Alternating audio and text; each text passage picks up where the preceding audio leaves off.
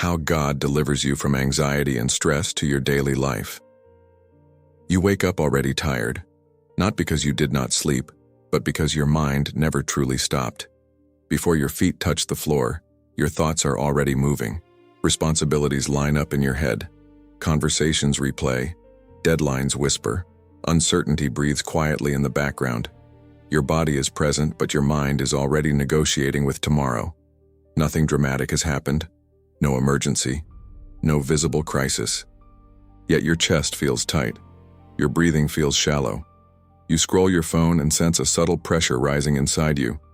A quiet urgency, as if something is about to go wrong even when nothing is. And you begin asking yourself questions you rarely say out loud. Why does peace feel temporary? Why do I carry this invisible tension every day?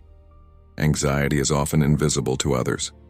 You smile, you function, you fulfill responsibilities.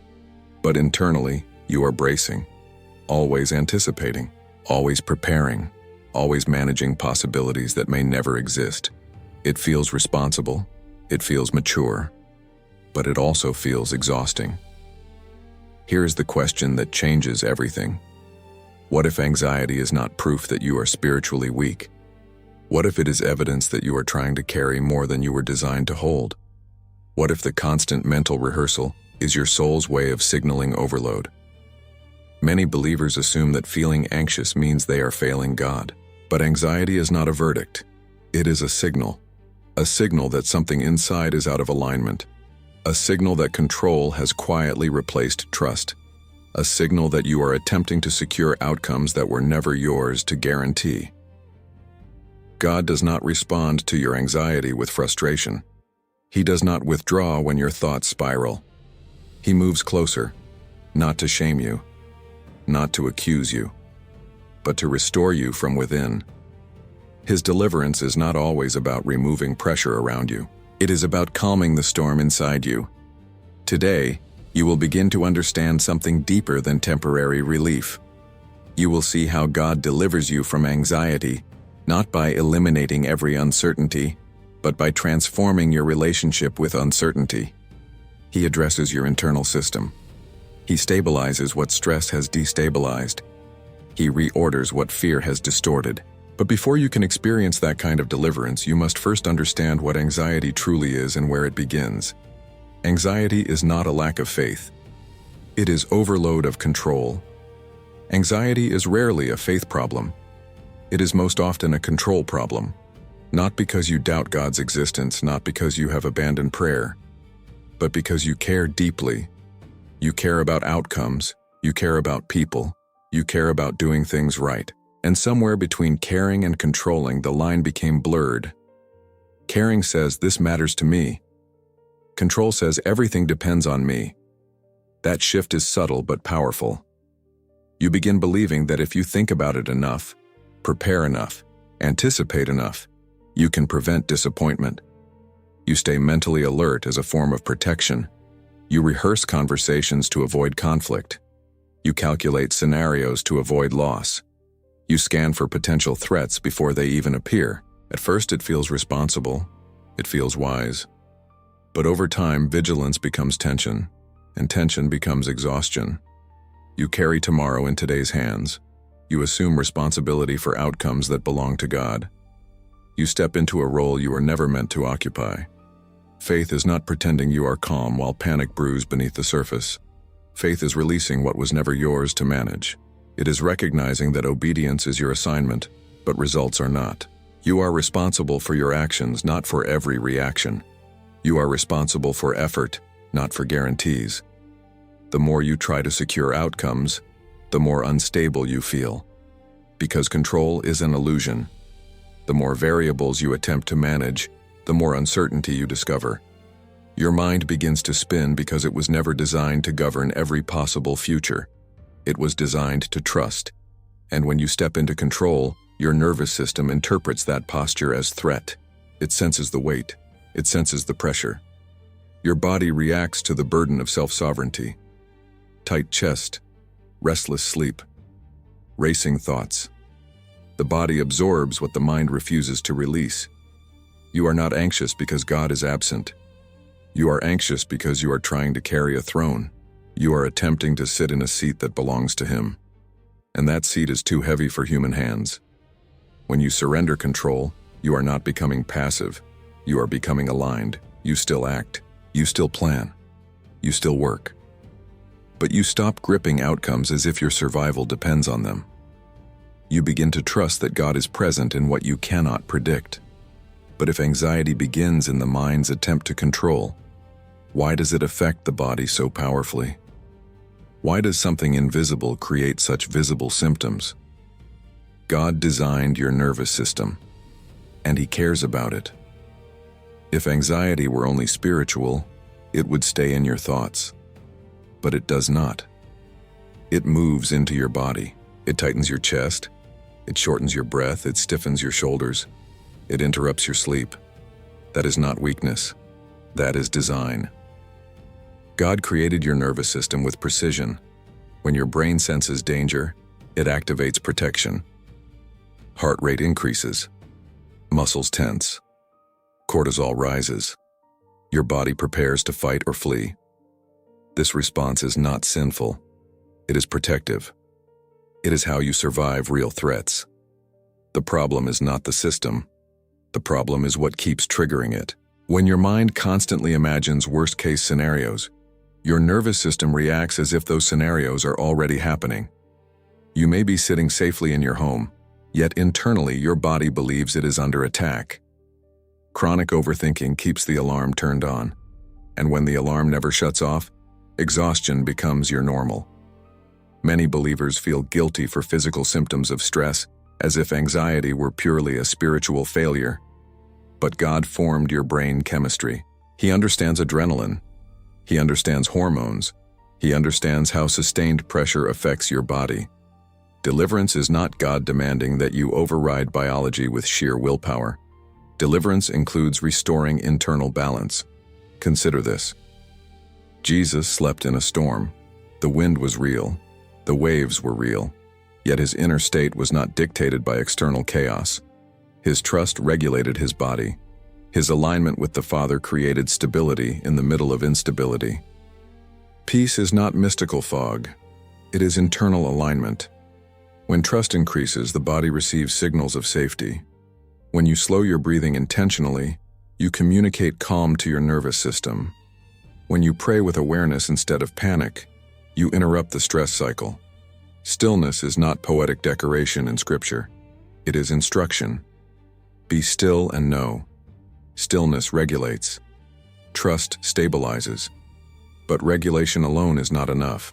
You can calm your body temporarily and still feel anxious if your thought patterns remain distorted. Which means true deliverance must go deeper than physical relief. It must reach the narratives running inside your mind. Deliverance begins in the mind before it shows in life. Anxiety feels powerful because it moves quickly. A single thought appears, and within seconds it multiplies. One uncertainty becomes several scenarios. One unanswered message becomes a story of rejection. One financial concern becomes a vision of collapse.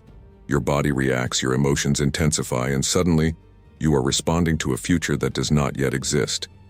Anxiety is imagination without direction. It is the mind projecting tomorrow without including God in the picture. It fills in the blanks with fear. It assumes the worst as a form of preparation. It convinces you that rehearsing pain will somehow protect you from it. But rehearsal is not protection. It is repetition. And repetition strengthens neural pathways. Your brain adapts to what it repeats. If you constantly replay fear-based scenarios, your mind becomes skilled at producing them. They arrive faster. They feel more convincing. They seem more real. Over time, you stop questioning them. You treat them as truth. God's deliverance works at the level of perception.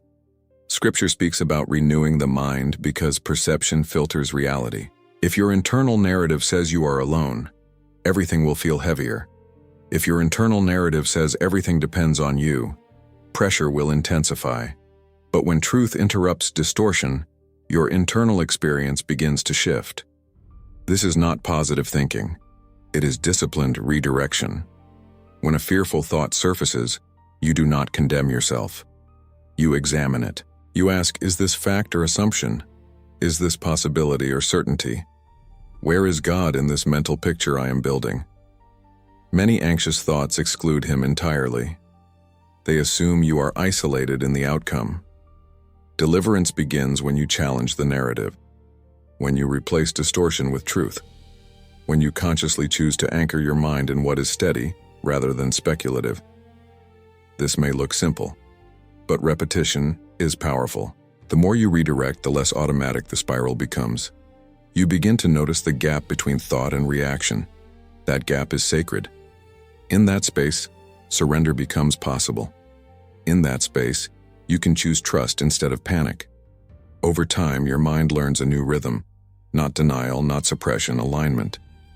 Yet even with a renewed mind, stress can persist if your life is overloaded. You can think clearly and still feel overwhelmed if your boundaries are absent. Stress is often a boundary problem. You can renew your thoughts and still live overwhelmed. You can pray, reflect, even trust deeply, and still feel stretched thin if your life has no limits. Many people ask God for peace while saying yes to everything. They accept responsibilities that were never assigned to them. They carry emotional weight that does not belong to them. And slowly, pressure becomes permanent. Stress is not always the result of tragedy. Sometimes it is the result of overexposure, constant availability, endless notifications, unspoken expectations. You answer immediately because you do not want to disappoint. You take on extra tasks because you fear being seen as incapable. You try to fix situations because you feel responsible for everyone's stability. But you are not designed to be endlessly accessible. You are not called to solve every problem. And you are not meant to prove your worth through constant output. Look at the life of Jesus. Crowds followed him. Needs surrounded him. Urgency pressed against him daily. Yet he withdrew. He stepped away from the noise. He left people waiting. Not because he lacked compassion, but because he understood limits. Not every need determined his schedule. Not every request defined his direction. Without boundaries, generosity becomes depletion. You start giving from exhaustion instead of strength. Your body stays tense because it never experiences margin.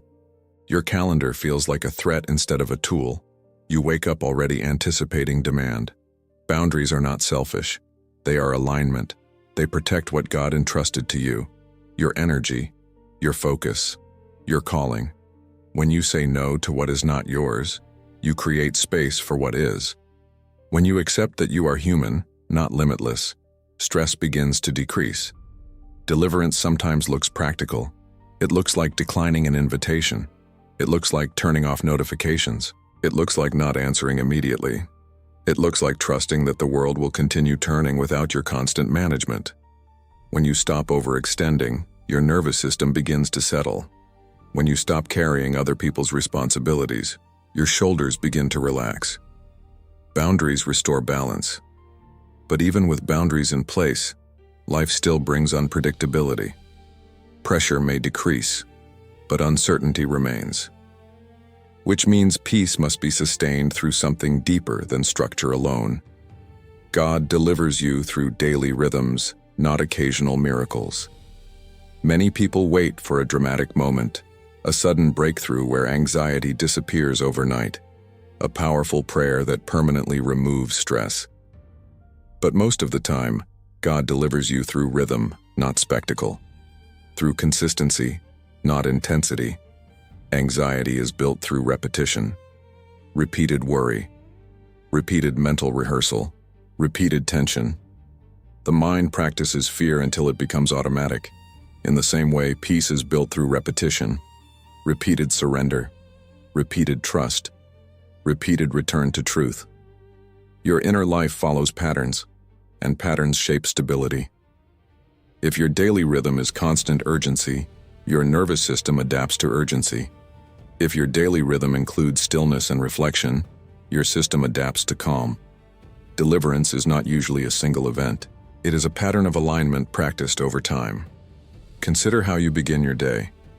If you wake up and immediately expose your mind to pressure, comparison, and unfinished tasks, your body enters alert mode. But if you pause before engaging the world, even for a few minutes, you interrupt that cycle. A quiet moment, a steady breath, a short prayer spoken with awareness. These are not small acts. They are stabilizing rituals. Peace grows in ordinary moments, in traffic, in meetings, in kitchens, in quiet corners of your home. When stress rises, you pause instead of react. You breathe intentionally instead of tightening. You whisper a simple prayer instead of spiraling. These micro decisions accumulate. Over time, your internal response shifts. Deliverance becomes practical when you stop separating spirituality from daily life. Trust is not reserved for crisis. It is practiced in routine. You train your mind to return to God repeatedly. Not once, not occasionally, but daily. This is not about perfection. Some days you will forget. Some days you will react before you remember. But rhythm is forgiving. It invites you back. Each return strengthens the pattern. And yet, even with healthy rhythms in place, anxiety may still resurface unexpectedly.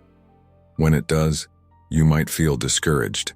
You might wonder if all your progress disappeared. But what if its return is not a setback, but something else? When anxiety returns, it is an invitation, not a defeat. There will be moments when anxiety comes back. Not because you failed, not because your faith collapsed, but because you are human. Growth does not eliminate triggers. It transforms your response to them. And when anxiety resurfaces, your first instinct may be frustration. You may think, I should be beyond this by now. Why am I feeling this again?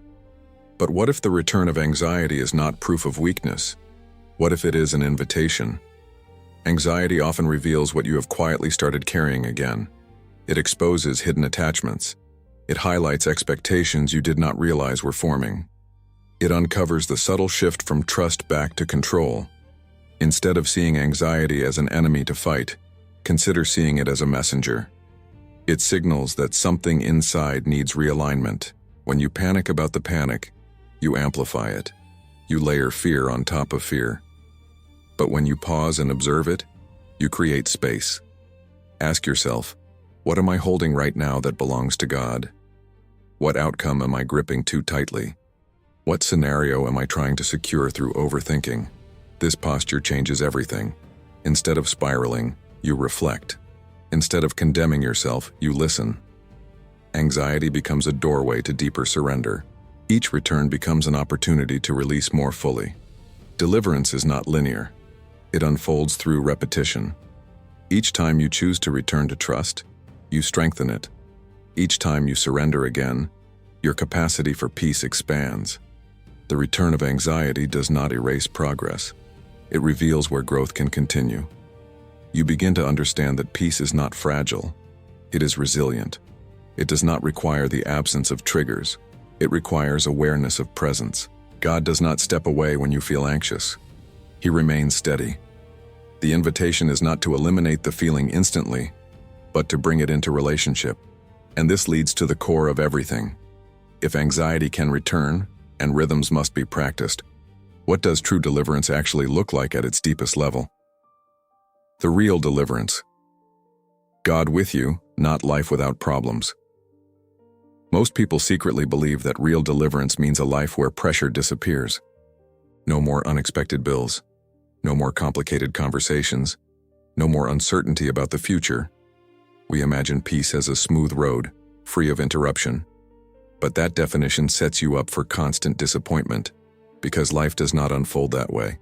God never promised a life without storms. He promised His presence in them. This is where everything shifts. If your peace depends on perfect circumstances, anxiety will always find a way back. There will always be variables you cannot control. There will always be outcomes you cannot predict. But if peace is relational instead of circumstantial, then it becomes available even in the middle of tension. True deliverance is not God removing every difficulty. It is God remaining with you inside it. The wind may still blow. The waves may still rise. But you are no longer facing them alone. And the human heart can endure far more than it imagines when it knows it is not isolated. Anxiety intensifies when you believe everything depends on you. When responsibility feels solitary, when the future feels like a burden resting entirely on your shoulders. But when you become aware of God's nearness, something internal stabilizes. You begin to sense support rather than isolation, guidance rather than chaos. This does not mean problems shrink instantly. It means your interpretation changes. Instead of asking, "Why is this happening to me?" you begin asking, "How is God walking with me through this?" Instead of obsessing over securing outcomes, you focus on staying connected to presence. The deepest human fear is not difficulty. It is abandonment. When you feel alone in your struggle, stress multiplies. But when you recognize that God is present in meetings, in medical appointments, in financial strain, in relational tension, your nervous system receives a different message. You are not navigating this without support. Peace becomes grounded awareness, not dramatic emotion, not denial of hardship, but steady confidence that you are accompanied, that God is not waiting at the finish line. He is walking beside you in the process. This kind of deliverance is durable. Circumstances fluctuate, seasons shift, but presence remains constant. And when presence becomes your anchor, anxiety loses its power to dominate. Now that you understand this intellectually, it is time to experience it practically, not as theory, not as inspiration, but as intentional surrender. A guided release in the middle of real life. Right now, do not rush past this moment. Do not think about what is waiting for you after this ends. Stay here. Become aware of your body. Notice your breathing without trying to change it yet. Notice where you feel tension, your jaw, your shoulders, your chest. Simply observe. Anxiety weakens when it is brought into awareness. Stress loses intensity when you stop running from it and start acknowledging it. So take a slow breath in. Not forced, not exaggerated, just intentional. Let the air fill your lungs completely. Then, exhale slowly, as if you are releasing more than oxygen, as if you are releasing ownership of something heavy. Now identify what has been pressing on you lately. Be specific. A decision you cannot control, a relationship that feels uncertain, a financial situation that feels unstable, a responsibility that feels overwhelming. Do not analyze it. Just name it silently. And now, make a conscious choice. Imagine placing that specific burden into God's hands, not symbolically, deliberately. Say within yourself, "This is not mine to control completely. I will do what is mine to do, but I release the outcome." You may not feel a dramatic shift. That is fine. Deliverance is often quiet. It is a gradual loosening, a subtle softening in your chest, a slight slowing of your thoughts. Peace does not always arrive as a wave. Sometimes it arrives as steadiness. Whisper this in your heart. God, guide my actions, but guard me from carrying what belongs to you. Stabilize my mind when it begins to spiral. Remind me that I am not alone in this moment. This practice is not a one-time exercise. It is something you return to repeatedly. When anxiety rises again, pause, breathe, identify, release, return. Each repetition strengthens trust. Each surrender weakens fear. You do not need perfect conditions to experience peace. You need awareness of presence, and that awareness can begin right where you are. Relearning how to live without constant inner urgency. One of the deepest roots of anxiety is not fear of disaster. It is the habit of urgency. Living as if everything is pressing, everything is critical, everything requires immediate resolution. Your body becomes accustomed to speed. Your thoughts become sharp and reactive. Even in calm environments, you feel internally rushed. Urgency feels productive. It gives the illusion of importance. But constant urgency erodes peace. It trains your nervous system to remain on alert. Over time, you forget what internal stillness feels like. Silence becomes uncomfortable. Slowness feels unsafe. You equate rest with vulnerability. God does not operate in panic. His timing is deliberate. His guidance is steady. When you align your life with divine rhythm, you begin unlearning urgency. You realize that not everything needs to be solved immediately. Not every unanswered message is a crisis. Not every delay is a threat. Relearning this requires intention. It may mean slowing your pace slightly during the day. It may mean finishing one task before beginning another instead of multitasking constantly. It may mean pausing before responding emotionally. These small shifts retrain your internal system. You begin to ask yourself, is this truly urgent, or does it just feel urgent because I am used to speed? That question alone interrupts automatic stress. It creates space between stimulus and reaction. In that space, you regain choice. Anxiety feeds on immediacy. It tells you that if you do not act now, something will fall apart. But many things stabilize when you allow time. Trust grows when you stop forcing outcomes. Patience becomes an act of faith.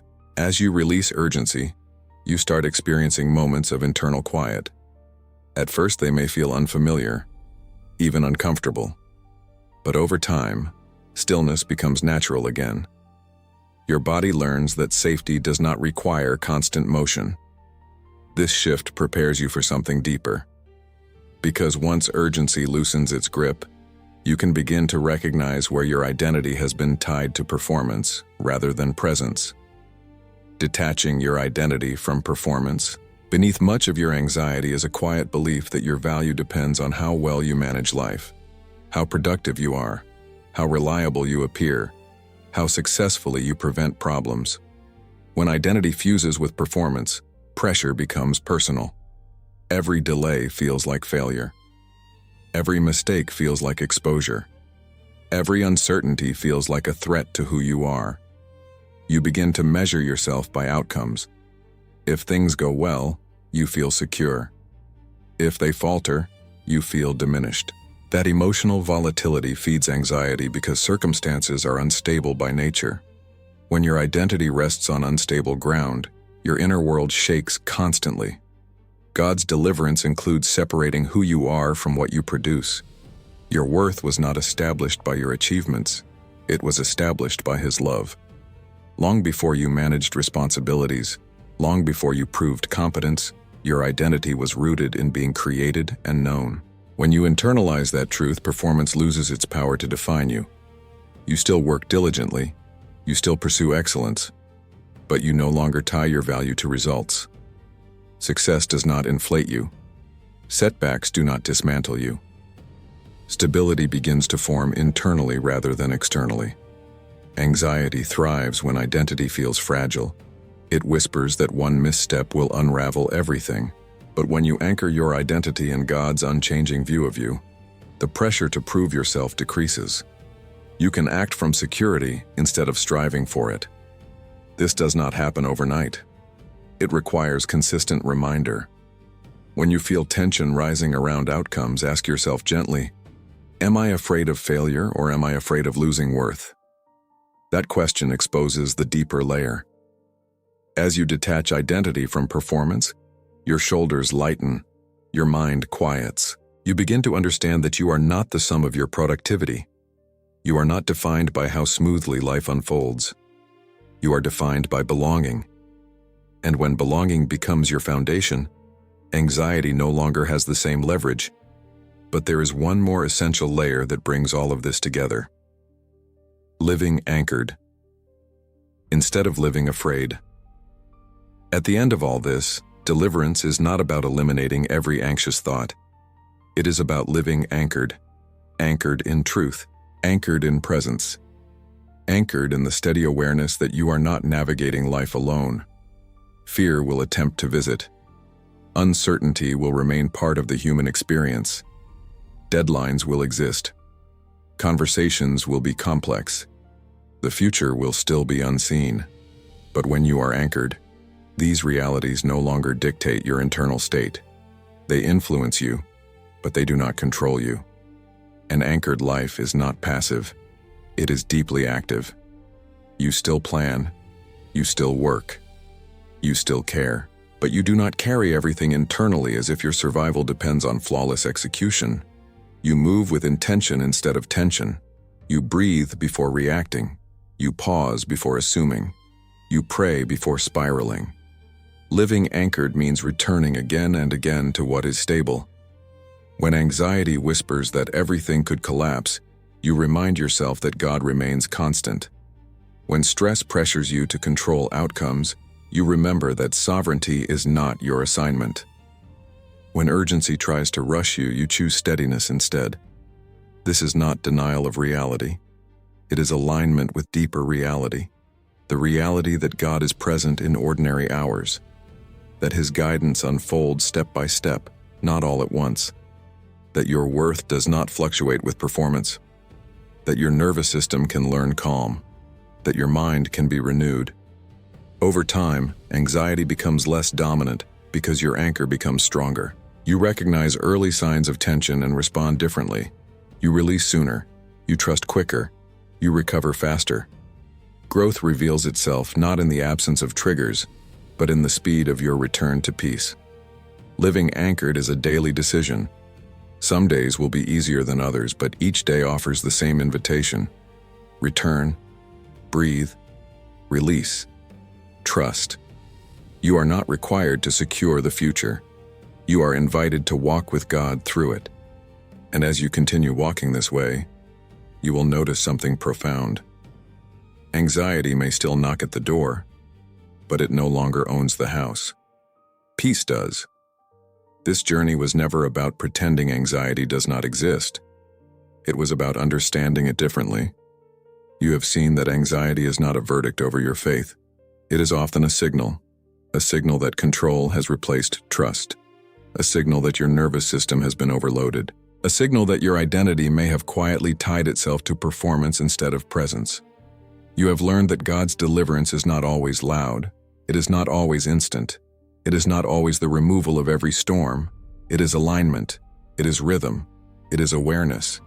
It is returning again and again to what is steady when everything around you feels uncertain. You are not weak because you feel stress. You are human, and God does not stand at a distance from your humanity. He steps into it. He regulates what feels chaotic. He renews what feels distorted. He anchors what feels unstable. His peace is not fragile. It is available, and it is closer than you think. As you move forward from here, do not aim for perfection. Aim for return. When anxiety rises, return. When urgency builds, return. When your mind begins to spiral, return. Breathe, release, trust. Walk anchored instead of afraid. If this message resonated with you, stay connected. Subscribe so you do not miss the next step in this journey of steady faith and practical peace. And if you know someone who silently carries anxiety behind a strong exterior, share this with them. You may be placing hope exactly where it is needed. You are not alone in this process. Keep walking, keep returning. Peace is not far away. It is found in the presence that walks with you every day.